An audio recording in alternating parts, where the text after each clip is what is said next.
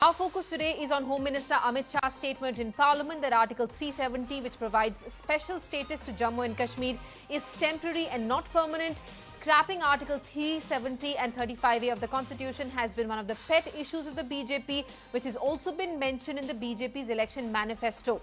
Following his statement, Lok Sabha gave its nod for President's rule to continue in the state for another 6 months starting from the 3rd of July. So the two big takeaways from Amit Shah's statement: Article 370 is not permanent in that Kashmir should continue under President's rule for now. Now, Article 370 gives special status to the people of Jammu and Kashmir to the extent that it exempts Jammu and Kashmir from the Constitution, barring Article 1 and Article 370. The article also says that Parliament will need the concurrence of the state government for applying any law other than those related to defence, foreign affairs, finance and communications. Emergency in the state can only be declared during wars, and for any other reason the concurrence of the state government will have to be taken. The article also states that non-Kashmiris cannot purchase property in the state. It's considered to be anti-women by many because there is a clause that says that Kashmiri women who marry outsiders will lose their right to property. Article 35A empowers the state to define permanent residence and was introduced by a presidential order in May 1954. Now, during previous occasions when the BJP spoke against Article 370, it drew sharp reactions from Kashmiri leaders. Former Chief Minister Mehbooba Mufti had earlier said that Jammu and Kashmir's relationship with India would end if Article 370 and Article 35A are abrogated. Former Chief Minister Umar Abdullah had made a statement saying that the Modi government would fail miserably if it tried to abrogate Article 370 and 35A. National Conference patron Farooq Abdullah had made a statement saying that he would do everything in his power to help Kashmir gain independence from India if such a move was in fact made.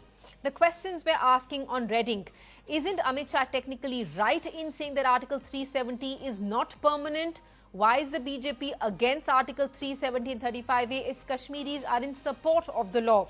Why has the central government moved to extend President's rule in the state? Can changes in the Constitution be made in the absence of any assembly when the state is under President's rule? Why is the Election Commission postponing assembly elections in the state? Should there be a referendum, lastly, in Jammu and Kashmir on whether or not to abrogate Article 370 and 35A?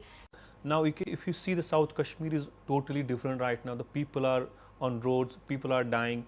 Government of India should focus on education, focus on hospitals, do something different so people can understand what really matters for us, what not matters for us.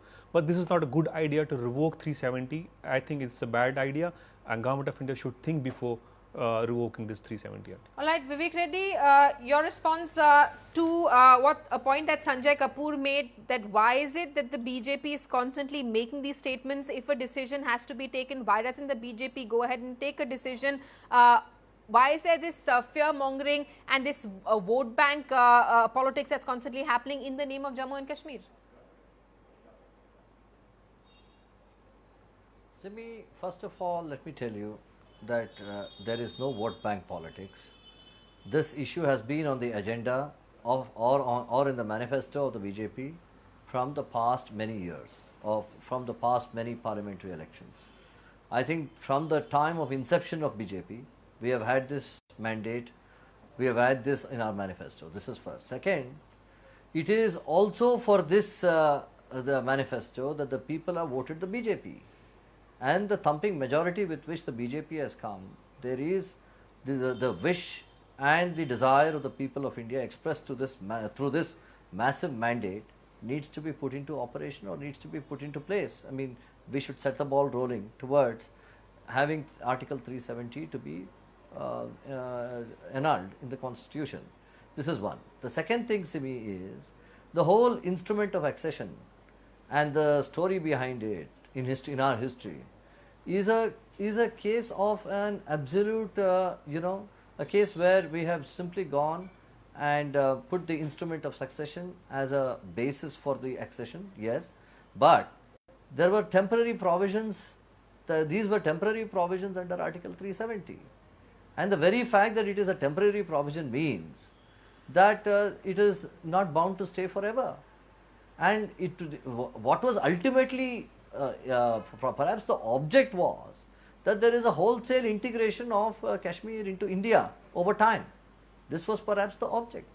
And if you look at it as a political question, if you look at it as a question of history, I think Kashmir was an integral part of India. It is an integral part of India. So therefore, there can't be discrimination between one set of citizens and another set of citizens within the same country. It is very essential that whatever is the wrong done in history is set right. All right. So therefore, this tendency, this desire to set the historical record straight and abrogate Article 370 so that all citizens are equalized. That is also a constitutional objective. It does make me wonder as to what the Modi government's game plan is. 6 months also goes very fast, and you can't keep kicking this can indefinitely down the road. I do remember situations where President's rule has been extended for 6 months periods. That was in Punjab during the days of terrorism. Now, Jammu and Kashmir, 6 months down the line, what's going to happen? We are in June, almost July now. 6 months down the line is again winter, when you can't really have elections in Jammu and Kashmir because of the climate there. So it does appear to me that the Election Commission has gone along with certain feelers from the government, saying that the government's determination is that if you have elections now, there might be trouble. But I don't know whether there will be trouble later or you will be avoiding trouble later. These are in the realm of policy. I am not qualified. But returning to the legal question, ultimately the Indian nation made a solemn promise to the then rulers of Kashmir before Kashmir acceded to India. That came in the form of a constitutional provision later. Now, if you abrogate that provision, you are going back on that promise. Can you do it, and what will be the consequences? That is the only Muslim majority state that you have in India. If you are seen as playing something of a duplicitous game or a double dealing, it may have consequences not only for your international standing, but also for your standing among some sections of your own citizens other than Jammu and Kashmir.